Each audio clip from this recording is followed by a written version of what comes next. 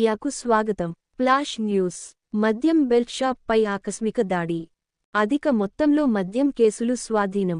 ఏలూరు జిల్లా ఉంగుటూరు నియోజకవర్గం నారాయణపురం వంతెనకు దగ్గరలో ఉన్న మద్యం షాప్ వెనుక భాగంలో అధిక సంఖ్యలో మద్యం కేసులు ఉంచి అమ్మకాలు సాగిస్తున్న వ్యక్తులపై అధికారులు బుధవారం రాత్రి ఆకస్మిక దాడులు చేసి కొందరిని అదుపులోకి తీసుకుని మద్యాన్ని స్వాధీనం చేసుకున్నారు. గురువారం ఎమ్మెల్సీ ఎన్నికలు జరగనున్న నేపథ్యంలో ఎన్నికలు కోడ్లో భాగంగా అధికారులు మద్యం షాపులకు సీల్ వేయడంతో వ్యాపారస్తులు మద్యాన్ని ముందుగానే బయటకు తరలించి దొంగచాటుగా అమ్మకాలు సాగిస్తున్న నేపథ్యంలో ఎన్నికల స్పెషల్ స్క్వాడ్ ఆకస్మిక తనిఖీలు నిర్వహించారు.